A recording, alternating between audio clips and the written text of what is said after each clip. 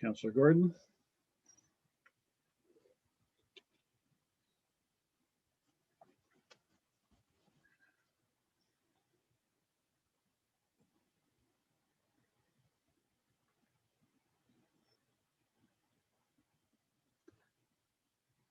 Now we have everyone.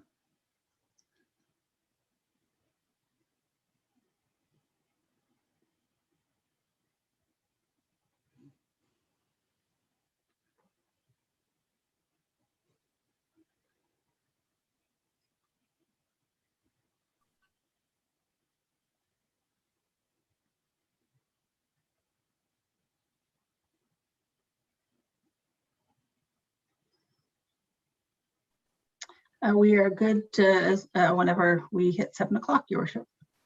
Thank you. And if all members of council can come on screen. Thank you. I believe we have full attendance.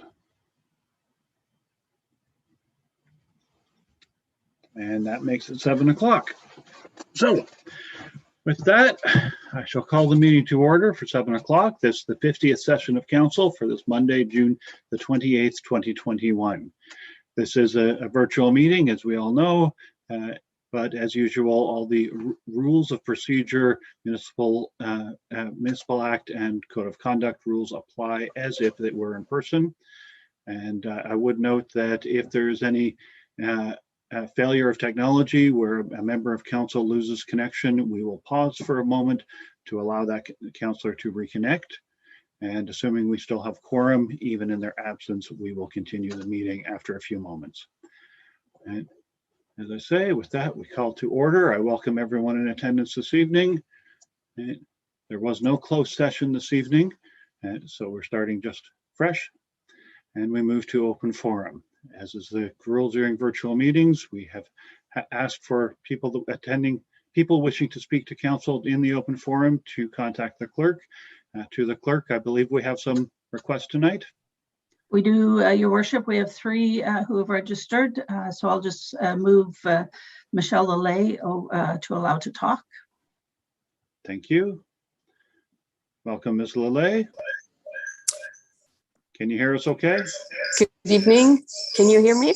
We can hear you. We do get a bit of an echo. Okay, I'll try to fix that. Okay. Is it better now? Seems No. like it. Oh, no, we're still getting a little bit of echo. Okay. Continue Okay. as you would. Okay, we're good now? Yes, thank you. Okay, thank you very much. Good evening, Your Worship and member of council. I welcome the opportunity of the open forum to express my concern over the offhand manner in which council plans to deal with the very damning finding of the Integrity Commissioner's report.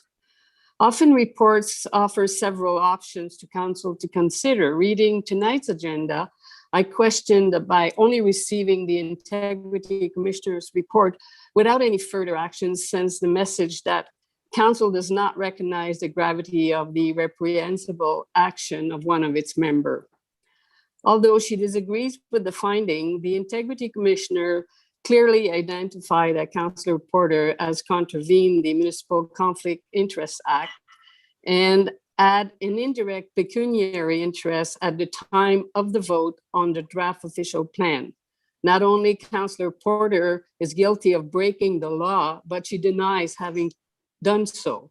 Receiving the report without taking any step to at least criticize the improper action sends a message that failure to comply with the code of conduct has no consequences. As a matter of equity, shouldn't council seek legal advice and take action? Previous council have acted to sanction some of its members who were deemed to be in conflict of interest or in breach of the code of conduct. This very council adopted the Loyalist Township Code of Conduct to ensure that members operate with integrity, transparency, justice, truth, honesty, and courtesy. The Code of Conduct offers several options to address improper action by its member. As a matter of consistency, does the gravity of what is revealed in the report not deserve any further action? As a matter of transparency, wouldn't it be prudent to revisit the amendments that were made to the official plan as a result of Councillor Porter's amendment? The fact that the Integrity Commissioner choose wisely not to make an application to the court does not relieve council from its responsibility. If council simply receives the report and there are no consequences for violation of conflict of interest, then Loyalist Township has broken trust with the community, and the other members of council will unquestionably be seen as colluding to bury the issue.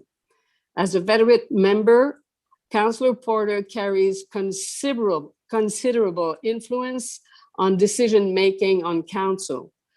Following the incriminatory findings of the report, unless Councillor Porter ceases to be a developer, in the public interest, council needs to ensure that she is excluded from all planning decision that governs Loyalist Township.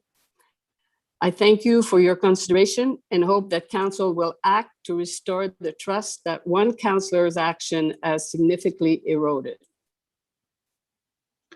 Thank you, Ms. Lalay. And council, do we have any questions for Ms. Lalay at this time? I'm seeing no hands. Then I'll say thank you very much, Ms. Lalay, and we'll move to the next delegate. Ms. Chapman? So we had Duncan Ashley, but I do not see him on the list of attendees. So if he could raise his hand if he's in under a different name. If not, we had Mike Costa as well, who had asked, so we can grant permission on that one. All right, please bring Mr. Costa in. Should be good. Good evening, Mr. Costa. Good evening, Your Worship. Good evening, councillors. Thank you very much. Hope you can hear me without any echo. You can. Okay, thank you. Tonight, you will all be receiving a copy of Integrity Commissioner Mascaren's report, and will face and then be presented with the unenviable task of deliberating on what sanctions or possible disciplinary action should be taken against Councillor Porter as a result of her actions in contravening the Municipal Conflict of Interest Act. Integrity Commissioner Mascaren clearly outlines in his report, which is well articulated, the actions taken by Councillor Porter to benefit no one other than herself. It is clear what Councillor Porter did, and as a result, I believe daylighting the report is not enough. Integrity Commissioner Mascaren determined and decided not to refer the matter to further investigation, which obviously was within his purview to do so. However, this is an egregious breach of trust. It is a breach of the public trust. It is potentially a criminal matter that should be referred to the Crown Attorney's Office for further investigation.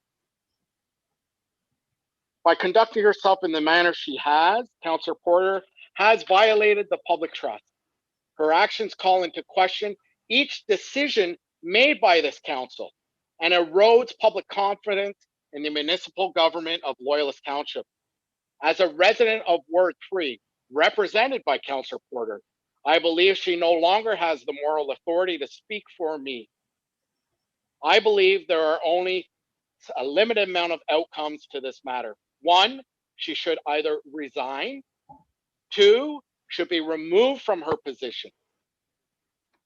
Any other decision, and it falls upon you remaining council members in your deliberations, should you not take a strong and definitive approach and action to restore the public trust, you are complicit and acquiesce to her activities and actions and turned a blind eye to it. Daylighting is not enough. Resignation, removal, or referring the matter to the Crown Attorney for investigation is the only responsible and transparent thing to do in this particular manner. This is exactly the reason why the public has such disdain for politicians. A clear and strong message must be sent. I thank you very much for the time and the opportunity to speak to you.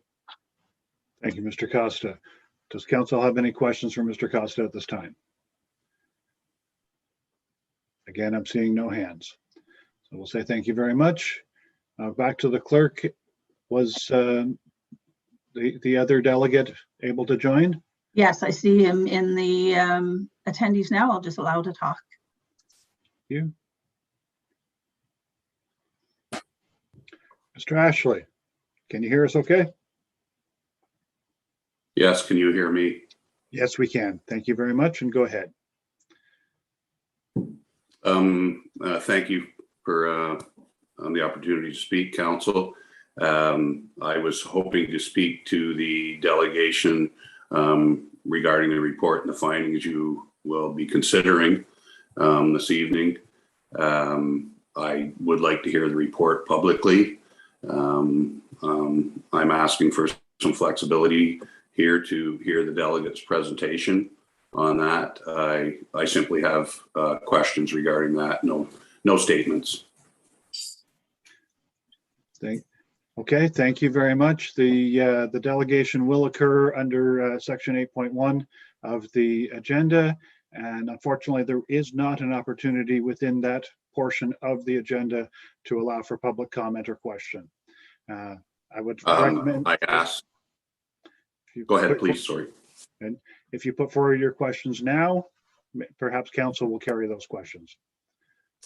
Again, I asked to appear as a delegation.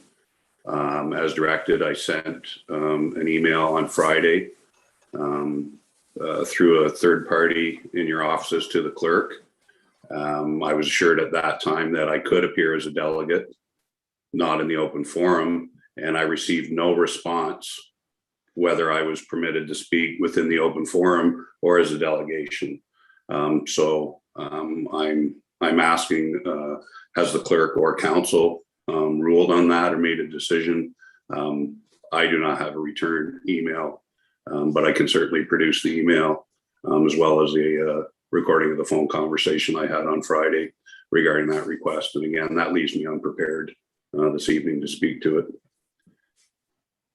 I'm sorry that there was a miscommunication on that. The open forum is the opportunity that can be addressed by contacting the clerk in the time frames that you mentioned.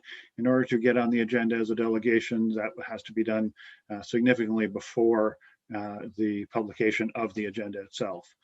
If I then could direct a question to you as the chair, when the agenda is published for the public on a Thursday, what time period prior to that do I have to ask to speak to an issue as a delegate, or in lieu of that, appear as a delegation? That issue came on Thursday, so was there a time I missed between the agenda being published and my opportunity to register as a delegate? No, I think you understand that the process, you have understood the process appropriately. The ad hoc forum is the forum to speak to, for members of the public to speak to the items on the agenda.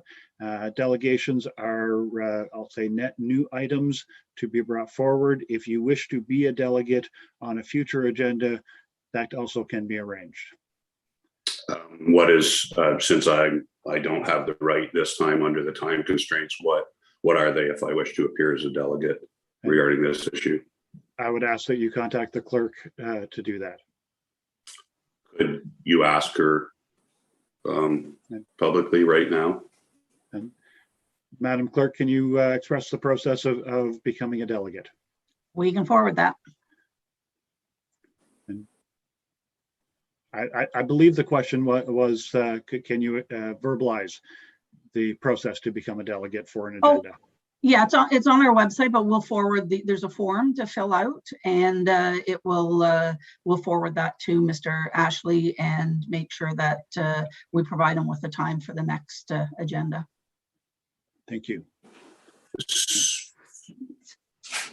All right, thank you. Then I certainly have a limited number of questions in the open forum as it pertains to the Integrity Commissioner's report.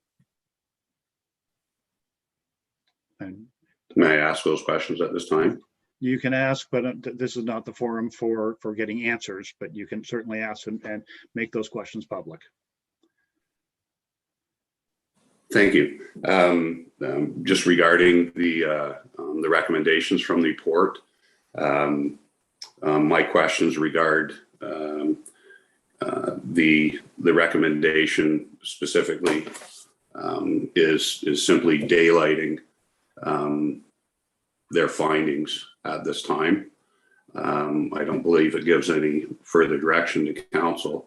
But since they've produced the report and made that recommendation, my question is that the limited scope of their investigation, or have they been asked to provide remedies for what took place, and specifically the fact that the issues they identified and their impact on the financial well-being of the municipality. The 36 recommendations or amendments were received. They now impact on the way development exists as per the commissioner's report, and there doesn't appear to be any going back, and therefore there's no correction of what occurred. So specifically, what is the remedy beyond this? Not penalties or anything. I'm just talking about what occurred, what is allowed to happen, who participated was up to the analysis of the Integrity Commissioner, but how do we remedy the situation? Because it's my understanding that what took place benefited certain individuals. Simply daylighting that does not change the benefit or the outcome. And as a taxpayer who actually has to pay my final tax bill on Wednesday, I see the Integrity Commissioner pointing out that money came out of our pockets to the benefit of developers. And I don't see in their recommendations any way that changes. So that's my question. And I guess it's for council. What was the commissioner, the Integrity Commissioner directed to find? And to the Integrity Commissioner, is daylighting the only remedy? What's the corrective action? And that's it. I understand you cannot give me an answer at that time, but I thank you for your consideration, council. Thank you very much, Mr. Ashley. Again, council, do we have any questions for Mr. Ashley at this time? I'm seeing no hands. I will say thank you very much. Okay.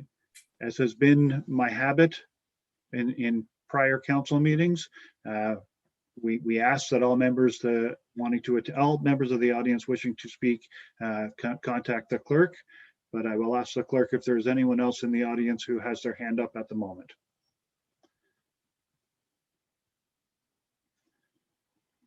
I see one, Your Worship.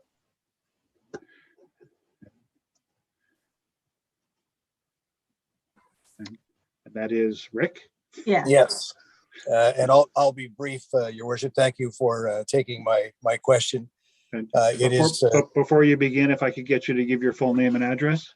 yes, Rick Peterson, and the address is 5115 Front Road, Stella, Ontario. Thank you. And again, to be brief, to reiterate the importance of this, and of course, correcting the situation, as the previous speaker has just pointed out, should also be a big part of this. But without the integrity and without the ethics, this council really has nothing. And the leadership through you, with respect, Mayor Breezy, should be to call on a resignation if you can. Some kind of motion that comes forward that there will be sanctions. There has to be more than the daylighting that's been spoken of. This is a very serious matter and speaks to integrity and, again, ethics. And I'll just leave it at that, just to show us again another citizen who is very concerned by this and surprised that the council person has not offered a resignation. Thank you. Thank you. Any questions? I'm seeing no questions. We'll move forward. Madam Clerk? No one else at the moment? Not at this moment, no. Thank you. Then I will declare the open forum section closed, and I'll thank the presenters for their input. We move on through the agenda. There are no public meetings or notice of the public meetings this evening. And we come to the confirmation of the agenda. Are there any noted changes required for the agenda this evening? Seeing none. And can I get a motion to approve the agenda? Councilor Porter, so moved. Councilor Townend, seconded. And any comments? I'll call the question. All those in favor, please raise a hand. Any opposed? Motion is carried. Is there any declaration of pecuniary interest in the general nature thereof? Councilor Porter, go ahead. Yeah, I'm going to declare a conflict of interest on section 14.3, reserve capacity, water and sewer capacity. Thank you. And I'm assuming you'll follow the paperwork with the clerk. Yeah. And are there any other declarations of pecuniary interest in the general nature thereof? Seeing none, we move forward to the minutes. 7.1 is the confirmation of minutes and the recommendations from the June 7th Committee of the Whole meeting. We have, I think it's 4 recommendations within that. And are there any noted errors or omissions within the minutes? Seeing none, then I look for a motion from council. I'll go to the deputy. And so moved. And seconded by Councillor Buderick. Thank you. Any comments? Anyone? I'm seeing none. I'll call the question. All those in favor? Oh, deputy? No, that was part of your vote. Okay. Then I'll call the question. All those in favor, please raise a hand. Any opposed? Motion is carried. Thank you. We move to 7.2, the confirmation of the minutes of the 49th session of council on June the 14th. Again, we have the minutes before us. Are there any noted errors or omissions? And to the clerk. Just one, your worship, we will change to say instead of administration that it was virtually held. And yes, it says in the administration building. I did not catch that either. Thank you for catching that. And are there any That other was a noted, deputy mayor. I'll give him credit. are there any other noted errors or omissions? And then I'll call for a motion to approve those minutes as amended. And Councillor Townend, seconded by Councillor Parks. And any comments? I call the question. All those in favor, please raise a hand. Any opposed? Motion is carried. We move to delegations. We have a presentation by the Loyalist Township Integrity Commissioner, Mr. John Mascarin. Mr. Mascarin, you're joining us now. Good evening, Mr. Mayor, members of council. Can you hear me all right? We can hear you. Terrific. Thank you. Good evening. And thank you for the opportunity to appear before you this evening. My name is John Mascarin. I'm a partner with Aird & Burles LLP in Toronto. As you know, my firm is the appointed Integrity Commissioner for the Township of Loyalist. I am the lead on all of my firm's accountability mandates, including this one. My firm, Aird & Burles, was originally appointed as Integrity Commissioner for the Township back in 2019, and we were recently reappointed by Council on November the 9th, 2020. I'm here this evening to very briefly present to Council our report and decision with respect to an application that was made pursuant to a new provision in the Municipal Act that was brought into place by Bill 68, that is section 223.4.1 of the Municipal Act. It is the ability of any person, any elector, or any person with a demonstrable interest in a matter to bring an application to the Integrity Commissioner alleging that a member of council or a member of a local board has breached the Municipal Conflict of Interest Act. I'll refer to the act as the MCIA going forward. And you've heard from a couple of the deputants earlier.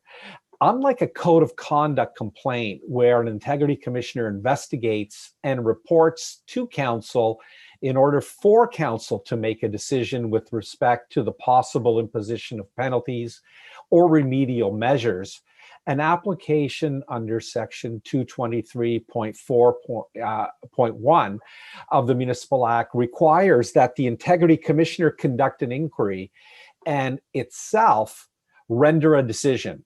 This decision is made without any input or the need for council to make a decision or determination.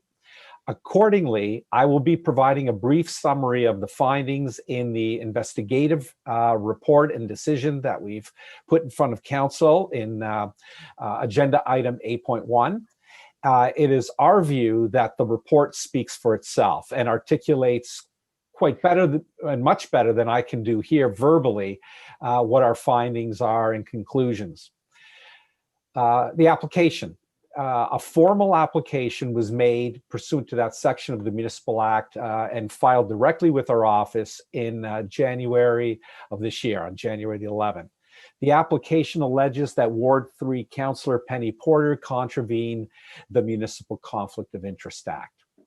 The application alleged that she contravened Section 5 Sub 1 of the MCIA at a meeting of council that took place on December the 15th, 2020. Section 5.1 of the Municipal Conflict of Interest Act is the section that imposes obligations on members of council if they have a matter in front of them in which they have a pecuniary interest, and that is a financial interest. The obligation of the member is, one, to disclose and declare that there's a pecuniary interest.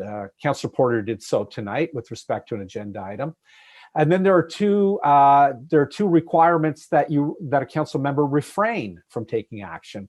One is to refrain from participating in the discussion of any matter and from voting.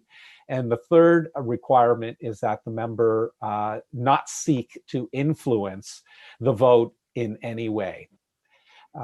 As you all know, Councillor Porter is a long-standing member of council. She was elected to represent Ward 3, first in 2010 and then re-elected in 2014 and 2018. She is a real estate developer, and she has projects as outlined in our report in Eastern Ontario, as well as in the township. As noted on page 3 of our report, she is the principal and the sole owner of a numbered company, which we refer to as the holding company.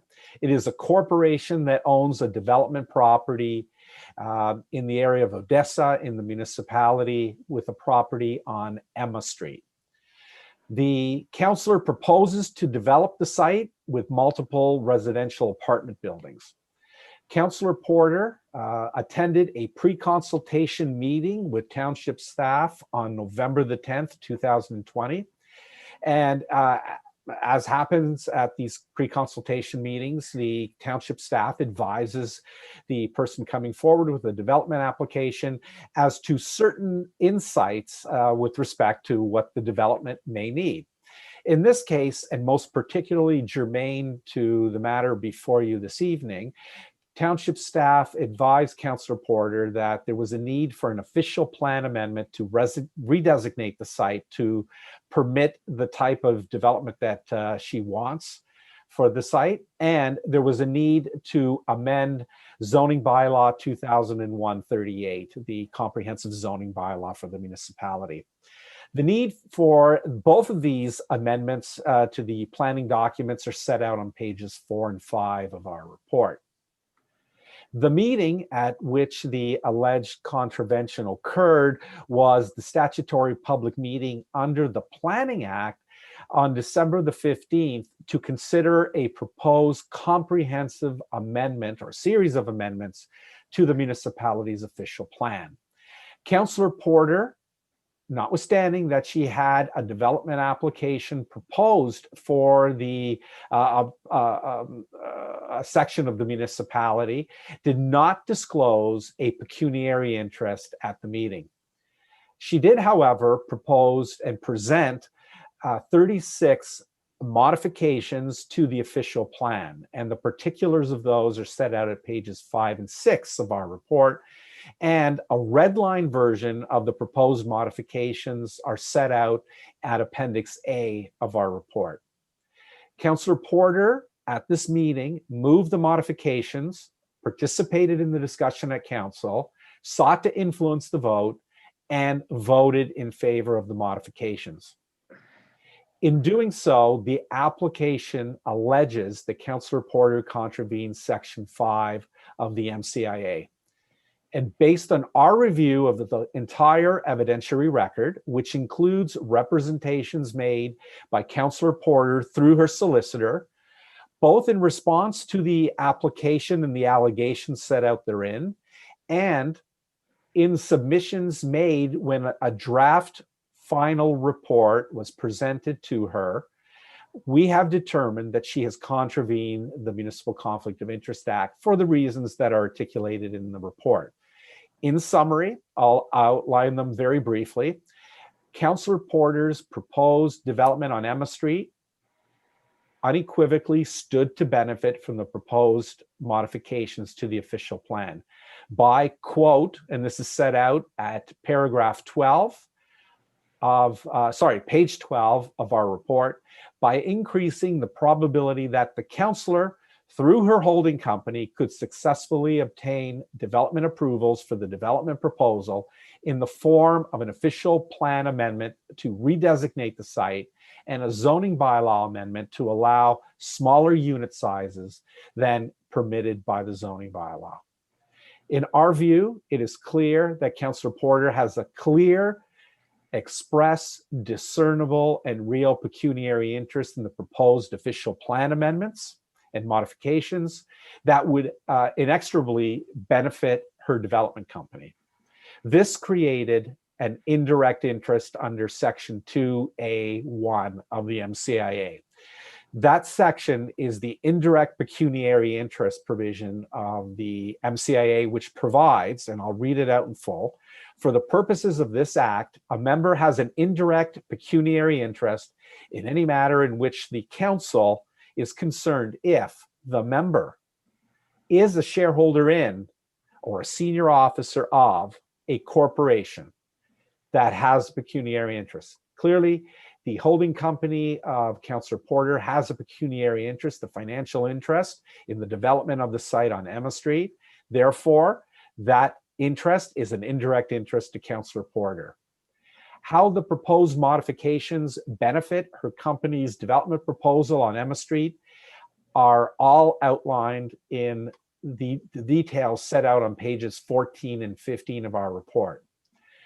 In her response to the application, Councillor Porter indicated that she was exempted under Section 4 of the Act, and she relied on the exemption in Section 4J. That is the section of the Act that speaks to an interest in common with electors generally. With all due respect, we did not accede to that representation and that submission. Being a land developer in the township puts Councillor Porter in a very different position than all other electors in the municipality, except perhaps any other electors who are developers, and removes that exception from the ambit of consideration in this matter. Councillor Porter's interest is significantly different in nature and type. It is not just the difference of degree. And it's different in nature than from any other persons in the township. As noted on page 18 of our report, quote, although that planning instrument, the official plan amendment, would apply township-wide, not every owner of land in the township would stand to benefit from enhanced development permissions in the same way that the councillor does. Therefore, Mr. Mayor, members of council, it is our determination based on the totality of the evidentiary record and having considered the full representations put forward by a qualified lawyer and himself, an integrity commissioner, and the submissions of Councillor Porter, it is our view that she has clearly contravened Section 5 of the MCIA by her actions at the meeting. Now, this was raised earlier by, I think, all three of the deputants. And notwithstanding our findings and conclusions, we have determined that we will not be making an application to a judge to seek to remove Councillor Porter from office, to have her disqualified from holding office, or to impose a suspension of her remuneration. These are the penalties that only a court can impose. Unlike a code of conduct complaint, where council has the decision to make if there's a finding of a contravention, the same provisions do not apply with respect to an application alone under Section 223.4.1. Therefore, for the reasons that are articulated at page 19 of our report, we have taken the position and do verily believe that it is not in the public interest of us to require the township to incur significant legal costs to pursue one or more of the statutory penalties that only a judge may impose under Section 9 of the Municipal Conflict of Interest Act. Mr. Mayor, members of council, this is a determination that the Municipal Act empowers the Integrity Commissioner to make and does not give council any jurisdiction, any authority to override with respect to the matter this evening. To date, we are aware of 3 instances in the province of Ontario where integrity commissioners have determined that council members have breached the MCIA and they have determined to proceed to court.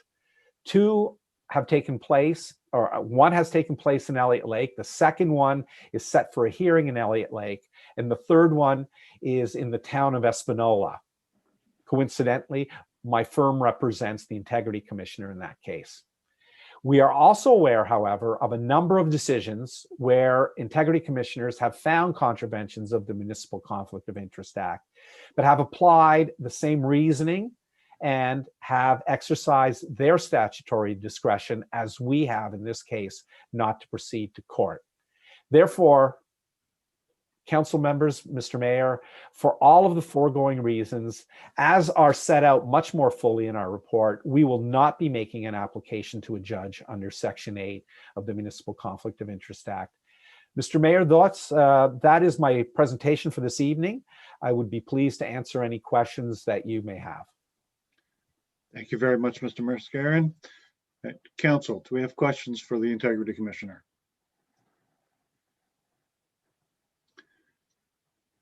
Anyone? And I'll go to Councillor Porter. Yes, I don't have any questions, but I do have some comments and a statement I'd like to make when ready to accept.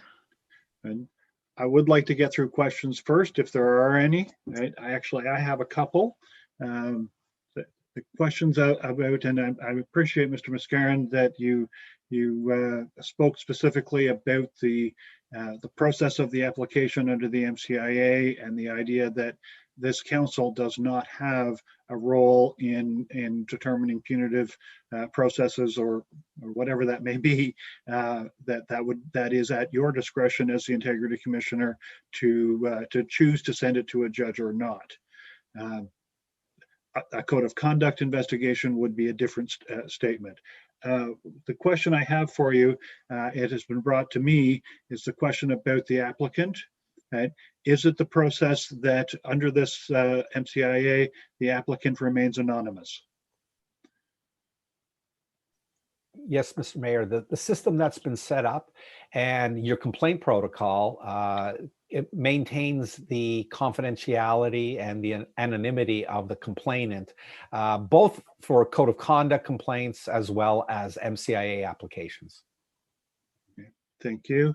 And just to summarize, if I could, your comments with regarding the decision not to send it to a court. your principal rationale, if I may, behind that decision was based on the cost that would be incurred to the township for such an application to a court, where not necessarily seeing a taxpayer benefit to that.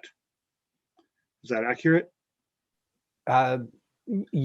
Partly accurate, Mr. Mayor. The other consideration that we gave is the general reticence of the courts to impose severe penalties on members. Having participated in, I think, 4 or 5 applications to the court, acting on both sides, both for applicants in seeking to remove members of council and defending and responding on behalf of members of council who have had applications against them. The courts generally do not like to impose any kind of severe penalties. And the yardstick that I measured was the very recent case in April of this year, I believe it was April of this year, of the Elliott Lake Integrity Commissioner versus Councillor Pierce, where the facts were rather egregious that he breached the Municipal Conflict of Interest Act with respect to an indirect pecuniary interest, very much analogous to the matter here at hand tonight, where the court found that there was a clear breach by the member and only recommended a reprimand, no other penalty. That has been appealed by the Integrity Commissioner, but I know the costs, and I know them because I am the legal counsel to the city of Elliott Lake. And let me just say that they were rather astronomical. And I just did not believe it was in the public interest to spend that kind of money to get a result that basically says you have a slap on the wrist. Thank you. I have one final question, and then we'll go back to council for their questions, if there are any. You mentioned the idea of an appeal, right? This is a decision being rendered by our integrity commissioner, right? Is there a process for appeal for either the defendant or the complainant if they're not satisfied with this decision?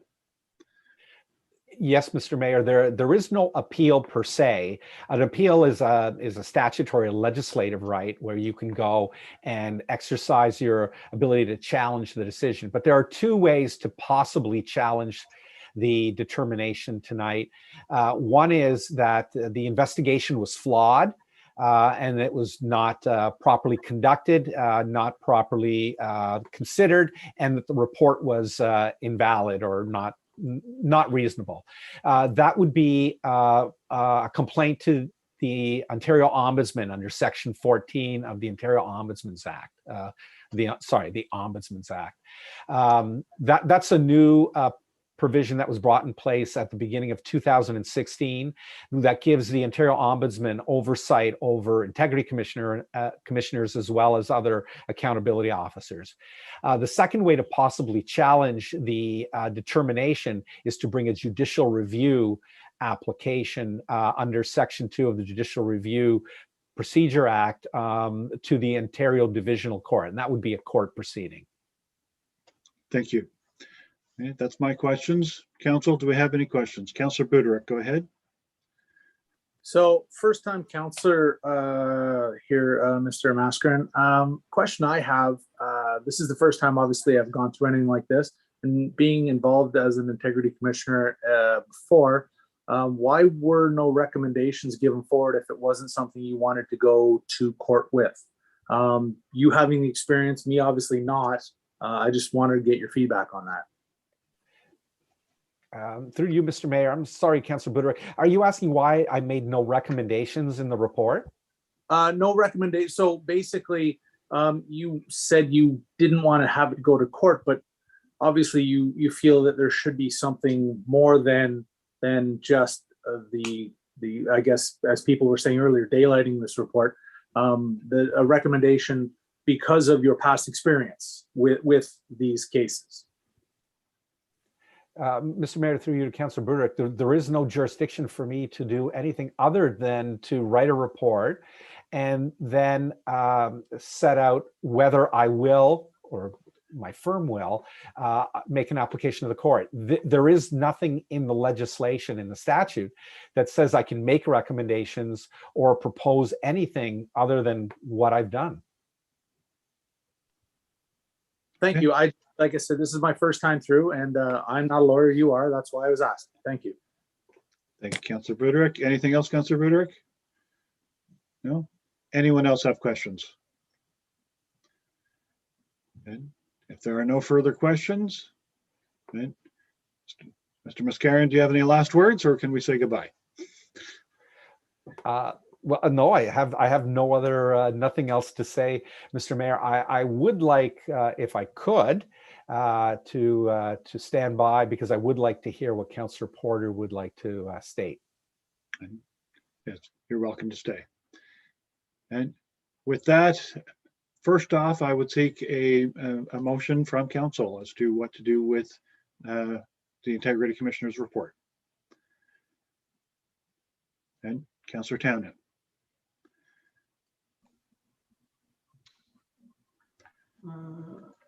Give me your worship. I'm just looking what's on the. It's finding the recommendations.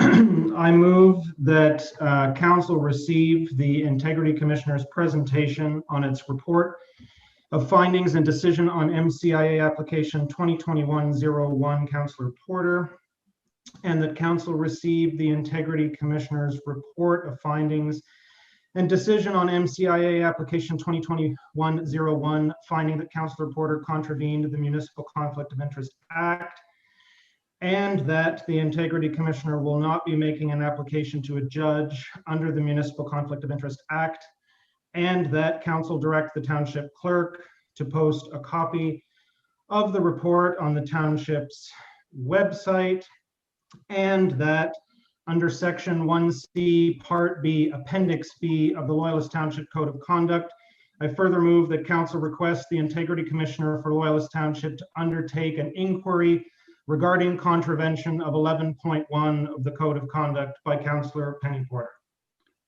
And I'll take that as a motion. Do I have a seconder for that motion? Deputy. So move. Seconding? Okay. First to the mover, your comments? Yes. I think it's important to distinguish between council's responsibility with the information presented tonight and the Integrity Commissioner's responsibility, which he articulated moments ago. I think because obviously the complainant in this case wished to be anonymous, as the mayor asked through his question, a code of conduct complaint was not filed simultaneously because a code of conduct complaint needs to be accompanied by a signed affidavit. So the limited scope of what the Integrity Commissioner was able to recommend to council as far as actions and consequences are concerned, he was obviously very limited. And considering his own obligations, the Integrity Commissioner really is left with an all or nothing choice between litigating this in court or not, and his decision is described well in the report and this evening. Making the report public was the best available option to satisfy what he considered obviously to be his obligation to the public, given those limited options. I consider council has more options available to itself and arguably more responsibility. The first option is to simply receive this information and file it away, which is how the recommendations on the agenda essentially read. No option comes without consequences. So taking this option carries the consequence, I would say, of signaling to the public, to the local development community, and to our staff that breaches of public trust and commission of conflict of interest carry no consequence whatsoever for elected officials. The suggestion that from council's point of view, the public disapproval of the member in question is consequence enough is a weak suggestion indeed, since being subject to public displeasure is a status quo for any elected official, myself included. What's presented in this report is far from status quo. The second option available to council, which the Code of Conduct provides, is for council to pass a resolution to empower the Integrity Commissioner to conduct an inquiry under the code itself. This mechanism is really the only option council has to be able to acquire an objective legal opinion about what a measured response can and ought to be. This option presupposes that the seriousness of this situation demands an extraordinary response. The consequence of this option is that one of our colleagues is made to endure further investigation, and no member of council sits comfortably with that prospect. However, we were not elected to be each other's friends. We were not elected to cover for one another, and we were not elected to aid and abet one another in wrongdoing. We were elected to work together for the public good, and we promised ourselves and the electorate that we would hold each other accountable. And so when we passed the Code of Conduct in 2019 as a bylaw, it became in effect a collective agreement between the 7 of us that we will hold ourselves to the highest standard of accountability. If we do nothing in this instance, then the code means nothing. And so for these reasons, I really feel that council has no choice but to take the only responsible, ethical, and proactive leadership decision in resolving to request a Code of Conduct investigation. Thank you, Councillor Townend. Does the seconder have comment? Yes, I do. Through you, I'd like to first propose a friendly amendment. If I heard it correctly, it refers to 11.1, section 11.1 of the Code of Conduct. I'd like to see that reference removed, because I see the Code of Conduct as a full document and not just one section. Is that accepted as a friendly amendment? Yes. Thank you. Thank you. The only other thing I've got is just to reiterate that I guess that now that council's aware, this is the only process that is available for us to do a review, to be able to see if there are options or what options should be taken. And I'm not making a decision. No one can make a decision now until we get the recommendations, and maybe the recommendations will be virtually nothing. But I think that we owe it to the public to follow the process, receive the recommendations, and then we will have the opportunity to review at that time. Thank you. Other comments? Councillor Porter, go ahead. It's just a point of order, Your Worship. I did ask that I speak after the delegate made his presentation, and I never got that opportunity to do so. And I understand that, but the motion to receive the delegation was in order first. And you have the opportunity to speak now. Well, I wanted to respond to the report and to the Integrity Commissioner's briefing.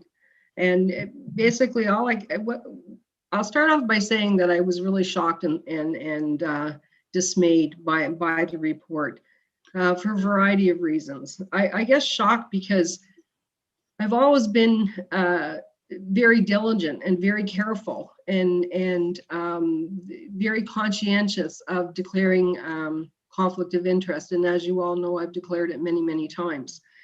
And the reason for the shock was basically because I did do my due diligence. I did have a legal opinion by a law firm that specialized in the Municipal Act. And they advised me that I was not in conflict in this particular situation. And then I took it upon myself as well to get advice from another lawyer who is also a specialist in the Municipal Act, and not only a specialist in the Municipal Act, but also is an Integrity Commissioner for another region as well. Teaches conflict of interest at Amos. So I took that extra step, and I wanted to be sure that I was on solid ground, that I was not acting in any way in conflict or dishonorably in any way, shape, or form. And one must remember that this official plan is a policy document. Whatever I was contemplating or whatever my company was contemplating doing, there was a long, long road through the decision-making process. This policy was something that I felt we needed to change due to the, I mean, every year we hear a presentation about affordable housing. My intentions were honorable in this case, as I tried to be in all cases. You know, we hear this presentation year after year after year, begging us to change policy, begging us to make changes to our official plan to allow for affordable housing. And I was drawing on my experiences. And that's all I was doing, was drawing on my experiences. Yes, I had a meeting with the township in regards to something that I was contemplating, but I also understood that it was a policy we were talking about with the official plan. And I also did seek out not one, but 2 legal opinions to ensure I wasn't going to be contradicting any act, and that to be sure that I was acting with honor and with integrity. And that's what I did do. And as I said before, my intentions were not to benefit from this, but have all of the municipality benefit from it, and to react to what we had been asked for so many times through presentations. And that is why I was so shocked by the decision. I mean, I've learned something from it, obviously. You know, I tried my best to be careful. I don't know what else I can do other than get, you know, a legal opinion about it. I got 2 legal opinions and I acted accordingly, and I acted on their advice. So, you know, I don't know what any one of us could do more than that, but act, you know, accordingly to the advice that we get. Thank you, Councillor Porter. Does anyone else have comment on the motion? And I'll come to you in a moment, Mr. Mascara. I have to refer to council first. Anyone? No one else? Mr. Mascarin, I have a question rising from Councillor Porter's comments that I would like to put to you first. And then if you have further comment, you're free to do so. Mr. Mascarin, when I was a new councillor, I took a training course in the Municipal Conflict of Interest Act as it was. I know it has changed since then.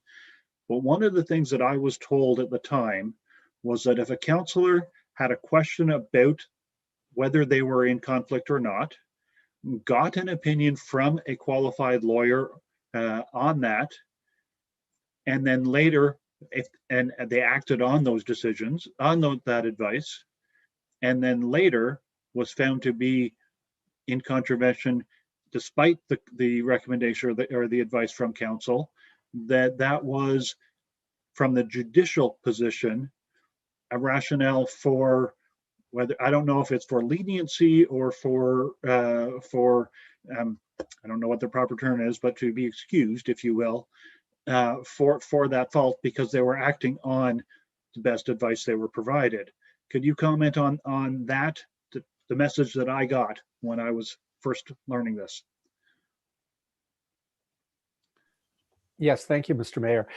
There used to be a provision in the Municipal Act in section 10 sub 2, which was called the saving provision. And that provision said that you would not be removed from office if you had committed a contravention of the act, but you did so by a good faith error in judgment, an honest error in judgment. And one of the things that the court would often look at was, did you receive a legal opinion? Did you consult with a lawyer and get a legal opinion? That would possibly save you from being removed from office. The act was changed. And as you recall, with the Bill 68 amendments, integrity commissioners were given the authority, the express authority, to provide written advice to members of council. And one of the things that they could provide written advice on was on the MCIA. So I submit to you that there was really no reason for Councillor Porter to reach out to other lawyers when she could have reached out to the integrity commissioner and gotten our advice that would have been paid for by the municipality. And it's express, it's one of the authorities. It's under section 223.3 sub 1, paragraph 5 of the Municipal Conflict of Interest Act. And that is one of the considerations that a judge would give. Did you reach out to the integrity commissioner? Did you get written advice? And 3, did you act on the integrity commissioner's advice? So it's specified clearly in the Municipal Conflict of Interest Act. Thank you. Other comments?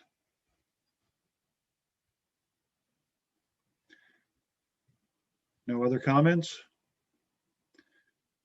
Then I'll come back to the mover. No? Then I will call the question.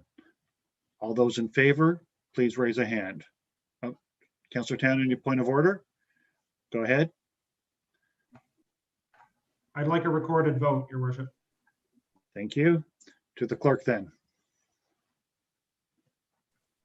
Okay, just give me 1 second to put that in. All right, Councillor Townend, Yes. Councillor Budrich, Yes. Councillor Gordon,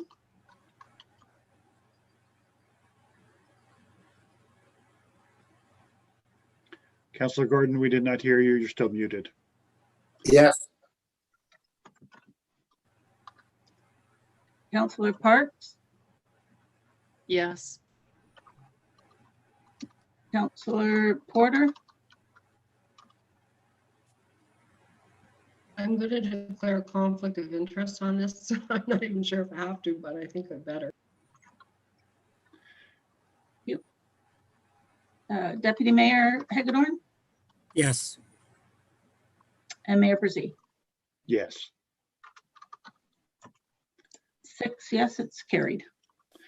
Thank you. And we move forward unless there's further comment or further motions. I'm seeing none.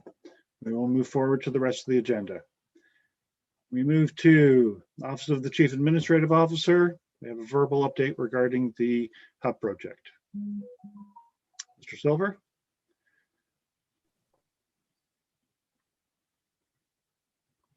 Mr. Silver, you're still muted. Sorry, Your Worship. Yes, I just have a very brief verbal update. At our last meeting, council was made aware that for the pool project that under the federal infrastructure program, that we could apply for 2 streams, the retrofit and the new build. Council chose the new build as the preferred stream. Staff found out this week that we can actually send in an application for both. So the retrofit would be a building built on the current site, but everything else would be new, and the new building would be in a different location on the south side of the arena, I believe it would be. So I just wanted to let you know we will be submitting 2, and the applications are quite onerous. So I also want to publicly thank staff for their hard work in putting 2 applications together because they are quite different. The deadline is July the 6th, and we will meet that deadline. Thank you, Rosa. Thank you, Mr. Silver. Does any member of council have a question regarding that update?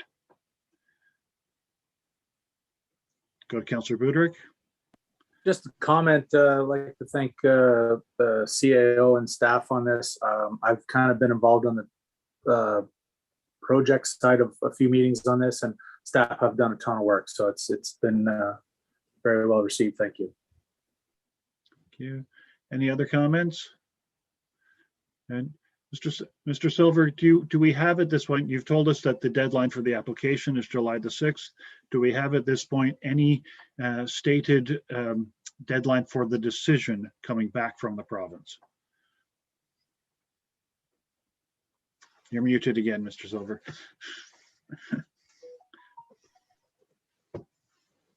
No? I think There. the clerk may be muting me.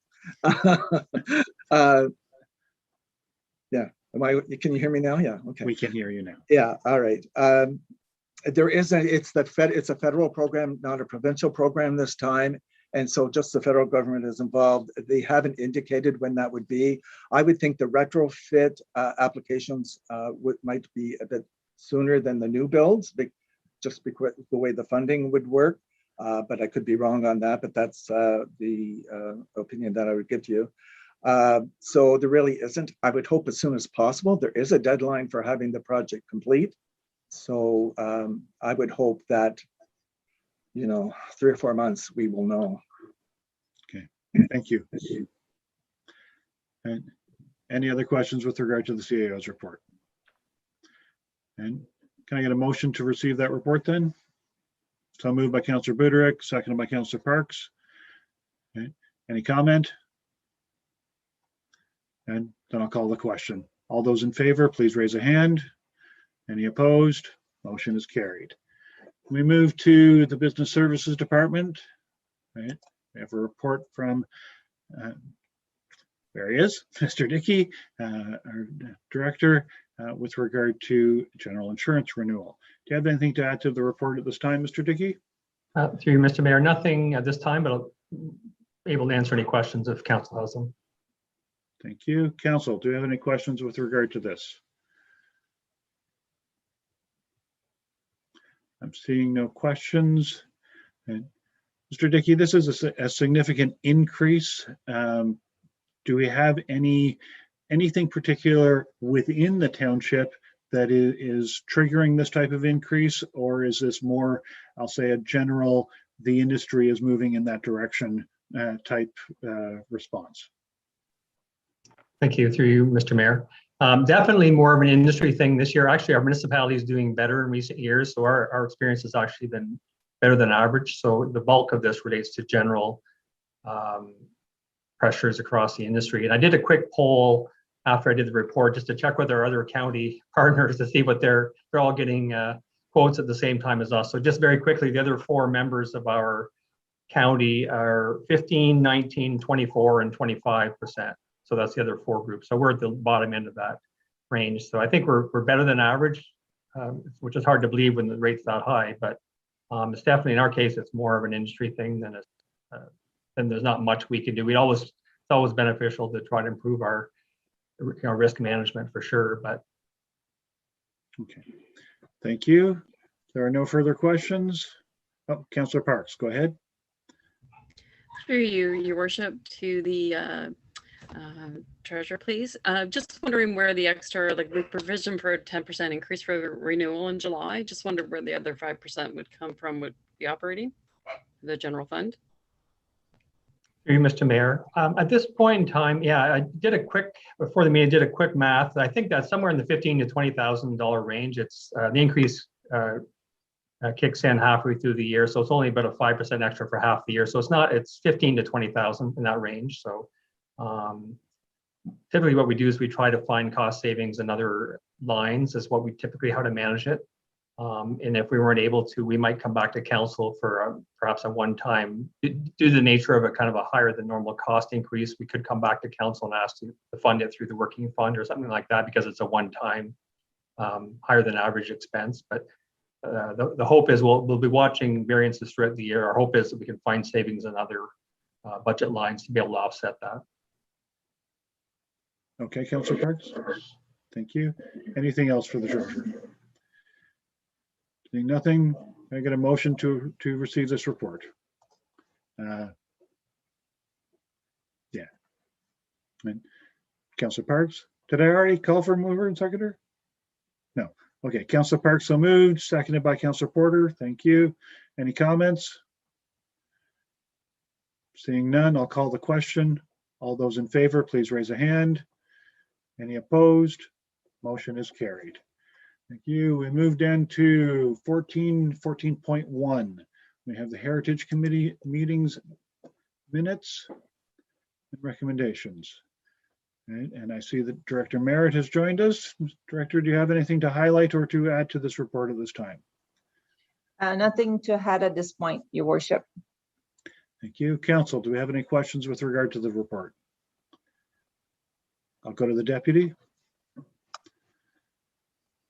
Thank you. Through you to the director or possibly the chair. In here, it says that there's going to be a digital version until our hard copies are printed. Is there any intention to have digital as well as hard copy, or will it just go to hard copy after that? So I believe Miss Furness is in attendance. If I haven't been part of the discussion for the group, so maybe the clerk, if you wouldn't mind bring Miss Furness in, she could answer that question. And there she is. Welcome, Miss Furness. I'm assuming you heard the question. Yeah, I got it. Yeah, thank you, Your Worship, through you. Yes, the intent is that we would have both the hard copies, printed copies, and also maintain a digital copy as well. We're also in discussions potentially in creating an app that could potentially be downloaded to your phone too, that people could use in a walking tour. Not quite there yet, but that's where we're hoping it'll continue to. Thank you. Any other questions? And did the chair wish to make comment? No? And then I'll look for a motion to receive and adopt. So moved by Councillor Townend, seconded by the Deputy Mayor. Okay. Any further comment? Seeing none, I'll call the question. All those in favor, please raise a hand. Did we lose Councillor Porter? Just noting that. No, I'm here. And sorry, Councillor Parks. I mean, I said Councillor Porter, Parks. but I meant Parks. Okay. Councillor Parks, you're back. Did you hear the motion and the discussion? No. Okay. Okay. Then at this time, I will call the question. All those in favor, please raise a hand. Any opposed? Motion is carried. Okay. We move to item 14.2, proposed regulation changes regarding the Conservation Authority. Again, we have the director here with us. Director Merritt, do you have anything to add or to highlight in this report?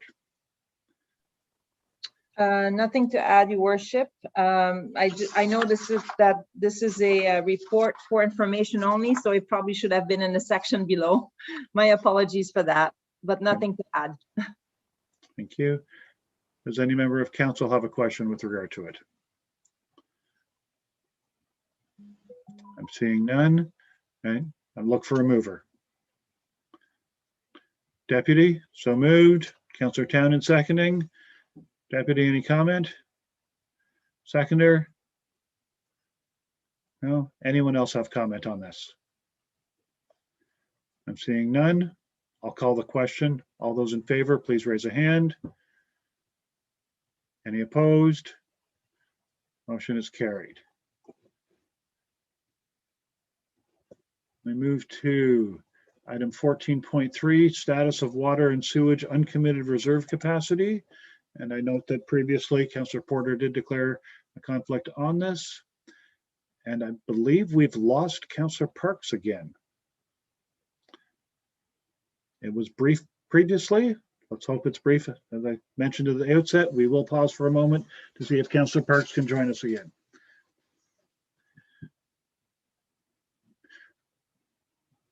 The one flaw in that process is that councillor can't yell at me to say that they're not connected.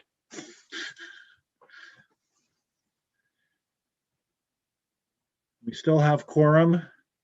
I'll give it another 30 seconds to see if she can come back in.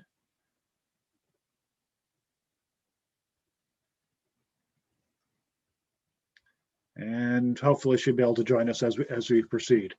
Okay. So to the director, do you have anything to add or to highlight in this report? No, Your Worship, but happy to answer any questions that may come up. Thank you.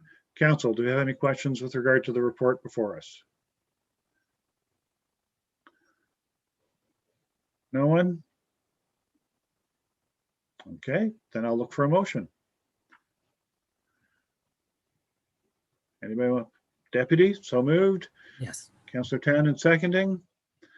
Any comments from either the mover or the seconder? From anyone else? And I'll call the question. All those in favor, please raise a hand. Any opposed? Motion is carried. Thank you. And we come to emergency services. Still had not seen Councillor Parks. And before I call the chief up, just give it a moment to see if Councillor Parks can join us. And again, we still do have quorum. We can continue. Then I will ask the chief. Chief, thank you for the report. Do you have anything to add to your report or to highlight at this time? Nothing at this time, Your Worship. Thank you. Council, do we have any questions for the chief on this topic? I'm seeing none. Okay. I'll look for a motion. Councillor Buderick, so moved. Seconded by Councillor Townend. Mover, any comments? Seconder, any comment? Anyone else have comment? I'm seeing none. I'll call the question. All those in favor, please raise a hand. Any opposed? Motion is carried. Thank you, Chief. We move to, there's no communications to consider. We go to notice of motion or direct motion.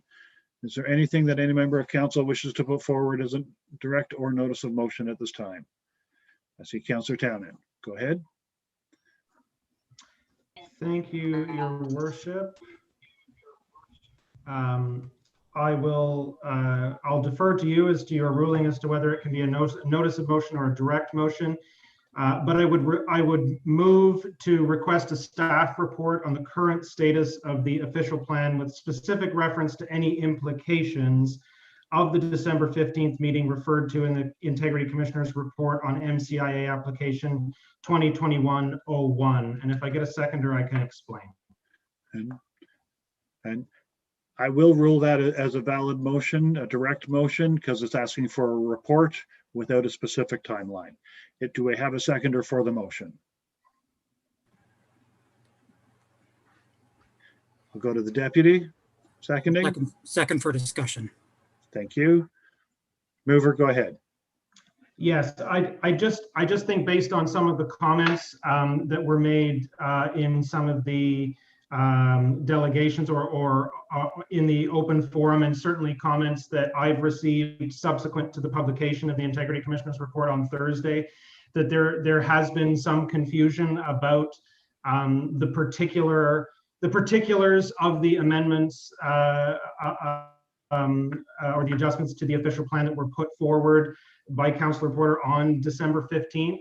And I just think it would be worth it, again, only for the purposes of maintaining that the public is all on the same page, because obviously we know as council that we have dealt with some of those issues subsequently with respect to some of those amendments that were not acceptable to staff, and council has gone through those processes. But in light of the report on Thursday coming out, just for the purposes of clarity and for the public's confidence in the official plan process, I just think it would be worth a report from staff to basically generate a narrative of where we're at now and how we've got there. Thank you. That's the mover. Seconder, do you have comment? No, just that I'll support it, because it basically we're just giving a clarification to everyone, and it's transparent. Thank you. Other comments? And I know, welcome back, Councillor Parks. And any other comments? I'm seeing none. Councillor Parks, are you trying to get my attention? You seem to have frozen again. Unfortunately, you seem to have frozen, and we'll give it a moment, a few seconds anyway.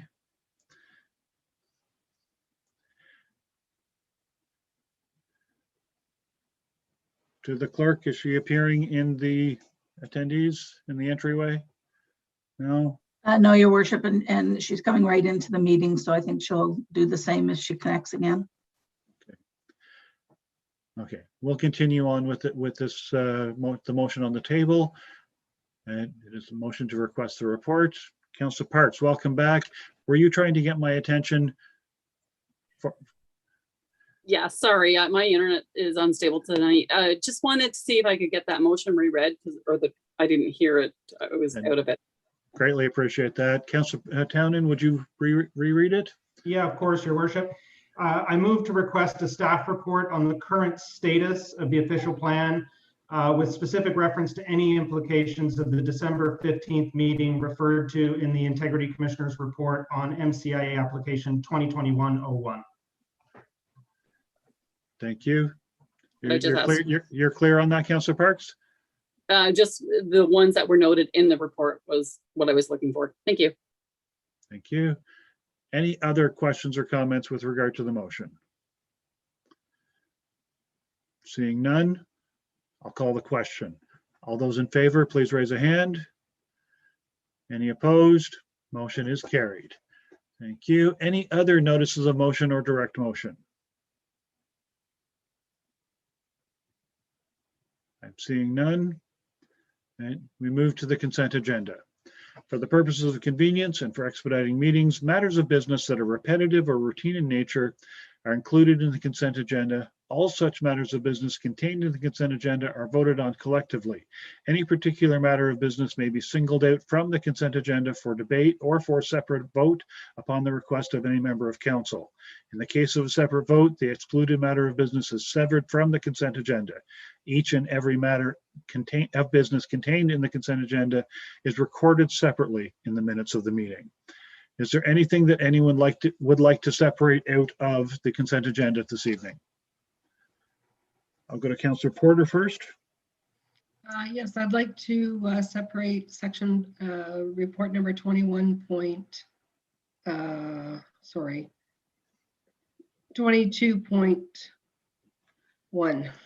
21.1. 21.1. Yeah. Separated. Anything else? Anyone else have a separation request? Councillor Townend? Yes, Your Worship, thank you. I'd like to separate 19.1 so I might be able to have the opportunity to make a question of staff. Understood. Thank you. Anything else to any other member of council wishing to separate anything in the consent agenda? Seeing none, with those two items separated, I will call the question, or I'll seek a motion to approve the consent agenda. Deputy, so moved. Councillor Gordon seconding. Any comments from anyone? Seeing none, I'll call the question. All those in favor, please raise a hand. Any opposed? Motion is carried. So we'll move to, I'll just do these in order, 19.1. Okay. Councillor Townend, you wish to be extracted? Yes, thank you, Your Worship. I just have a question of staff that if Mr. Rayners is around, I warned him in advance that I may ask this question, so he'll be skulking in a corner somewhere. But the question I have is one my constituents have put to me fairly frequently, and again, for the purposes of clarity, it would be helpful to have it answered in public.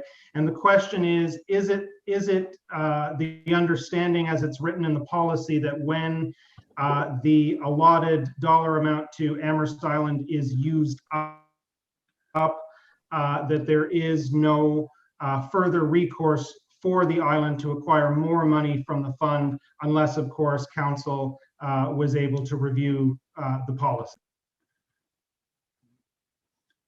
Mr. Renier? Oh, yep, through you, Your Worship. I am here now. Yeah, that is my understanding based on the policy and bylaw 3.1 that it's 25% and no more, which I believe, or yeah, and only 25% is what it says. And just to make it clear, it's of the wind electric money, not the solar money. Yeah, that's my understanding. Okay. But like you say, that can always be changed, that council's direction in the future. Thank you. Does that answer your question, Councillor Townend? Yes, my thanks through you to Mr. Rainers, Mr. Chair. Thank you. Any other questions with regard to this one? Then I'll ask for a motion on this one, 19.1. Councillor Buderick, so moved. Do I have a seconder? Councillor Porter, thank you. Councillor Buderick, any comment? Councillor Porter, any comment? Anyone else have comment?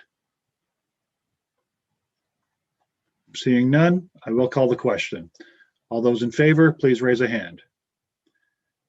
Any opposed? Motion is carried. 19.1. The next up was 2021.1. Resolutions from other municipalities. Councillor Porter, you asked for this to be separated? Yeah, I'd like to move that it be received and supported. Motion to receive and support. And do I have a seconder for that?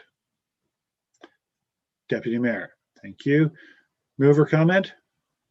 No, I think it's fairly self-explanatory, and looking at what happens to farm families who have their farm on their principal resident on their farmland. I know what happens in the States because of their capital gains on their principal residence there.